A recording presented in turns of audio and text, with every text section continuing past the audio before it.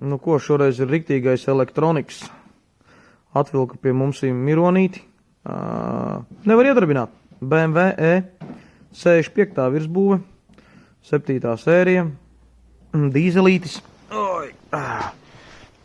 Varam arī iztačīt atslēdziņas. Jauns stends. Bet tas ir cits stāsts. Šobrīd stāsts par šo te BMW. Kļūdas motorā. Nevar iedarbināt, rāda, ka ir bojāts rampas spiediena sensors. Protams, degvielas spiedienu rampā nepaceļ. Iepriekšējais jau bija ņēmies pa visu šo sistēmu. Mēs to visu paturpinam. Izravējām beņķi ārā. Jūs teiksiet, kāpēc? Tūlīt pastāstīšu, kāpēc. Pieslēdzām tur bošu klāt. Pastāstīsim, kāpēc. Reku arī bagāžnieku visam esam izravederējuši cauri. Te jau ļoti interesanti arī skatījāmies, bija izvilkts vats. Reku viņš aiziet pa leju, šeit pa virsbūvi gāja. Viņš aiziet pa taisno uz sūkni. Saimnieks mēģināja attiecīgi izvilkt vadu un dabūties līdz pumpim, jo vienkārši neslēdzas degvielas sūknis bākā. Tādā es domāju, labi, varbūt degvielas sūknis beigts. Nelec, autiņš nelec. Ko tu domā? Mēs ķērāmies pie citas lietas. Mums te haus viņš un bardaks drustītiņās.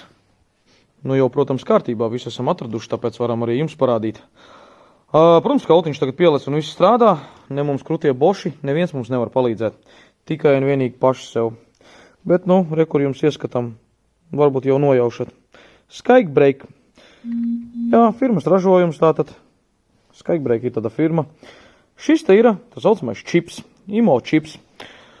Tas te vienkārši paneļa mētājās. Un jau kurā reize mums ir tā, ka šīs sistēmas mēdz nobeigties. Vai vadi mēdz nobeigties. Un šī sistēma pēc būtības ir izveidota tā, ka kamēr šī te kartīte nav mašīnas salonā, automobīlu nevar iedarbināt. Viss tas atslēdz pilnībā dzinējvadības bloku, atslēdz sūkni bākā pilnīgi visu. Par to arī nekādas kļūdas jums faktiski nevar parādīt, kad ir IMO problēma. Tāpēc, ka tā ir iekārta, ir atsevišķi uzstādīta. Paskatīsimies, kur tā bija iebāsta šim autiņam. Teiksim, elektroniķi arī ir cepuri nost tie, kas viņas uzstāda, jo ideja ir tāda. Pēc iespējas labāk iebāzt šo te pēc iespējas dziļākā dupsī, tā, lai būtu pēc iespējas grūtāk viņu atrast un izravēt ārā. To bišķi ļoti gudri. Attiecīgi, loģiski autiņu nozakt ir praktiski nereāli, jo kā tu viņu nospērsi. Tu viņu nevar vienkārši iedarbināt, bet viņš jau te mums pīkst, kaut ko mēģina dzīvot. Rekur ir tas Skikbrake pats modulis. Viņš tiek iestrādāts šādi te iekšā, kaut kur iepīts iekšā dziļos džungļos. Rekur ir šitas te, un skaidrs, ka autiņš nav aizdzenams prom. Tad viņam obligāti ir kaut kur diodīte. Rekur mums viņam ar gaiet, redzi. Šāda diodīte, viņa var būt noslēpta gan pie stikla ārā redzamā vietā, var arī būt nekur. Šī gadījumā viņa tur zem bardačuka bija iebāzt iekšā.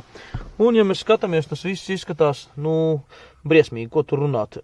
Par to, kādas skaniskās līnijas un ko es jums specifiski šeit neiešu izsīkt sīkumos, vien to, ka tāda iekārta ir, viņa eksistē. Un viņas mēdz noviepties, nobeigties, un autiņš vienkārši vairs nav iedarbināms. Neatkarīgi no tā, kur jums atrodas šis čips. Viņi var būt vairāk čipi, bet viņš var būt salonā, var nebūt salonā, bet vienalga signālu vairs neuztver, nekorekti strādā. Vēl ko varu pateikt uzreiz, šeit bija ļoti gudri sataisīts, starp citu, ļoti profesionāli uztaisīts tas procīvu gons, tā, lai tu neko nevarētu izdarīt, bet ne jau arī pa lielam procīvu gonā liela vaina bija. Rekur, paskaties uz šito. Redzi? Vienkārši šie te sistēmā ievilktie vadi ar laiku ir savu resursu iztriekuši. Faktiski te ir nonācis arī dabas pirksts noteikti mitrums, ūdens, varbūt tās ir autiņš stāvējis, kaut kur varbūt kaut ko šie te vadi bija iespiesti, varbūt trinās, un loģiski, ka vienkārši šo te Skikbrake moduli nobeidz un atstāja bez barošanas. Tas izskatās šādi. Un, protams, ar šādu te problēmu skaidrs, ka arī Skikbrakes nespēs korekti strādāt. Mēs arī viņu uztaisījām, savienojām visu korekti. Viņš vienalga vairs nestrādā, jo jau ir nobeigta iekšējā plate, tā kā sistēma ir bijusi uz īso. Un faktiski šādā gadījumā jau iznāk, kad mīnus vietā parādās pluss. Un ko tas nozīmē? Polaritātes tiek sajauktas, modulis tiek nobeigts. Kā jebkurš mūsu mezglis, vai tas būtu dzinējvadības bloks vai ABS bloks, vienalga kas.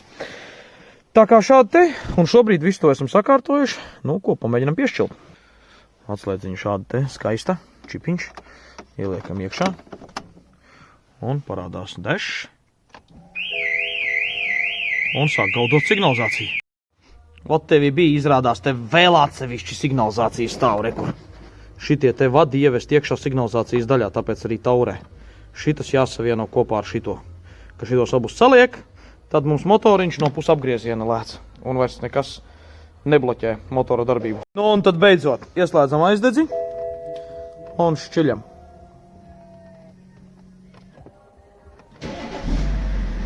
Ir no pusapgrieziena. Viss strādā, viss notiek.